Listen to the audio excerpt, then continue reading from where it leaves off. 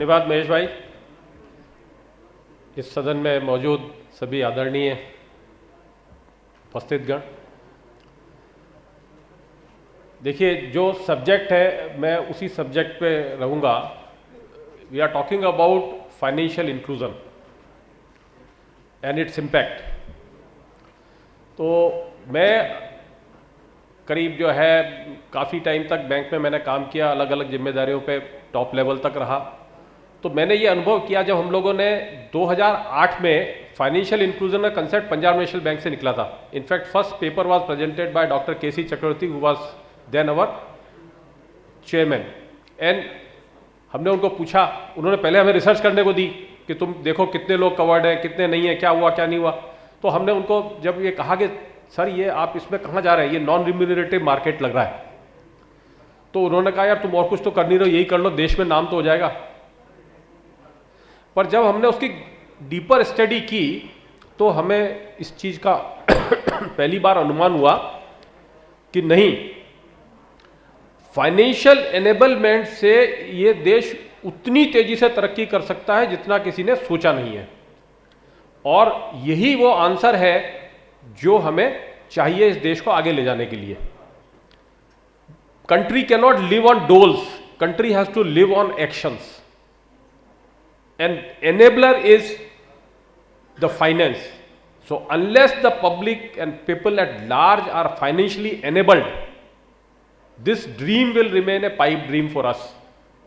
प्रधानमंत्री जी 2 दिन पहले कहीं बोल रहे थे तो उन्होंने एक बात बड़ी महत्वपूर्ण कही कि इस देश के अंदर आप इस चीज को कंपेयर कीजिए कि जो हमारे साथ जिन लोगों को स्वतंत्रता मिली वो देश 60 साल में 70 साल में कहां पहुंचे और हम कहां पहुंचे।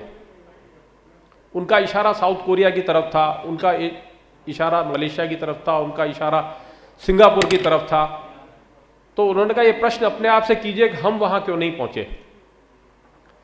तो इसी विचार को लेकर के हमने ये सोचा कि जो फाइनेंशियल इंक्लूजन में हमने 43-44 करोड़ अकाउंट खोल लिए जनधन में, what next, what is next level of financial inclusion which we should achieve in this country and how, and that is where the technology and its impact is to be seen.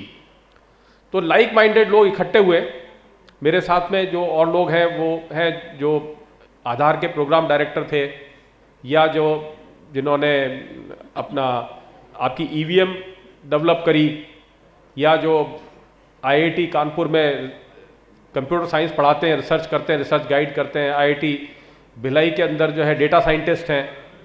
तो ऐसे like minded लोग जो director general थे NIC के, mission director थे e governance government of India के, ऐसे लोग हम सब मिले, लाइक माइंडेड लोग इकट्ठे हुए और ये देखा कि इस देश में फाइनेंशियल इंक्लूजन को नेक्स्ट लेवल पे ले जाने के लिए किस चीज़ की ज़रूरत है। और हम इस निष्कर्ष पे पहुंचे कि हमारे यहां जितने अनऑर्गेनाइज सेक्टर में लोग काम कर रहे हैं, almost 43 crore of working and earning population is excluded from the financial formal financial benefits. So what is the problem? As a banker I knew what the problem is, but then I had to ask, so we conducted a cohort study. We asked the bankers, currently practising bankers, कि भाई तुम इनको loan क्यों नहीं देते हो?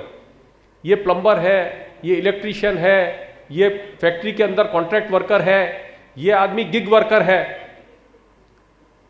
तो इसको क्यों नहीं देते हो आप लोन? तो सबका एक सवाल उठा कि साहब इसकी इनकम कितनी है और इसकी रीपेमेंट कैपेसिटी क्या है, इसका असेसमेंट करने का टूल हमारे पास नहीं है। Then we went into further research कि इस देश में अलग अलग हिस्सों में अलग अलग लोगों की अलग अलग काम में क्या क्या आय है और क्या उनके खर्चे हैं। और फिर उसमें एक फर्दर रिसर्च हुई कि जो विलेज लेवल तक किस चीज का क्या कंजम्पशन है, कौन सी फसल कहां पैदा होती है, उसकी रिम्यूनरेटिवनेस क्या है। इन सब चीजों को स्टडी करने के बाद में इसका निष्कर्ष ये निकला कि हमने सबने मिलकर, हमारे साथ जो और भी हैं, जो आपका सिविल का जो रिकॉर्ड जो सिस्टम बना है उसके भी जो प्रणेता में से एक हमारे साथ में है, तो सबने मिलकर जब दिमाग लगाया तो हमने एक एल्गोरिज्म डेवलप करी और उसको डीप टेक जिसको कहते हैं आर्टिफिशियल इंटेलिजेंस, एआई इंजन पर लेकर गए, एक एल्गोरिदम बनाया और उससे हमने क्या किया, लोगों से पूछा कि भाई आप बताइए आपके खर्चे क्या हैं, आपकी बचत क्या है। उससे हमने नहीं पूछा इनकम क्या है, इनकम बाद में पूछा हमने। और फिर एक रिवर्स कैलकुलेशन से उस जगह जिस चीज की जो कीमत है उसके हिसाब से रिवर्स कैलकुलेशन करी, और रिवर्स कैलकुलेशन करके हमने जो नेशनल सैंपल सर्वे का डेटा है, जो एक एक गांव में जाके एक एक आदमी को पूछ करके बनता है, उससे उसको कंपेयर किया, उसका क्यूरेटेड डेटा निकाला और अल्टीमेटली एक एल्गोरिदम बनी जिसको हमने पेटेंट किया है अभी, और आईआईटी कानपुर ने उसको इंक्यूबेट किया उस प्रोजेक्ट को, and we have come up with a AI engine which is intelligent to tell what is his income. फिर उसमें हमने दूसरी चीज और ऐड करी कि अगर वो कोई नई एक्टिविटी कर रहा है तो उस एक्टिविटी से उसकी क्या इनकम जनरेशन होगी, उसकी एग्जिस्टिंग इनकम क्या है, उसकी प्रोबेबल इनकम क्या है, और उसके हिसाब से उसकी एलिजिबिलिटी फॉर लोन क्या है। फिर उसमें हमने एक डायमेंशन और ऐड करी, I am also into education research, potential study करते हैं हम लोग, साइकोमेट्रिक स्टडीज करते हैं, तो उसमें हमने एक साइकोमेट्रिक टेस्ट भी डेवलप किया कि what is the probability of wilful default, कि आदमी के पास पैसा है देने के लिए, नियत ठीक नहीं है, सरकार माफी दे देगी तब मेरा फ्री हो जाएगा, तब तक जो लोन ले सकता हूं, जिस तरह का लोन ले सकता हूं ले लूं। तो हमने उसमें एक और कंपोनेंट डेवलप किया which is psychometric test which gives a probability of wilful default. Now this model is ready, this is currently under testing, but this will be a game changer because it will enable 43 crore of our countrymen to avail loan from financial sector. It will also give idea to the government how they should plan their next steps, and it will also reduce and de-risk the banks and NBFCs when they take credit exposures. So this is the way forward for the financial inclusion when we go forward, and looking to that we have connected it to the another aspect. I am also currently advisor to the National Skill Development Corporation. One more minute, that's बस नहीं, half minute, 30 seconds. So NSDC में अब हमने क्या किया है, I am advising NSDC. So what we have planned is कि जिन लोगों को हम ट्रेनिंग देंगे उनकी हैंड होल्डिंग भी करेंगे, उनको मार्केटिंग भी सिखाएंगे और इस टूल को यूज करके उनको लोन भी दिलवाएंगे।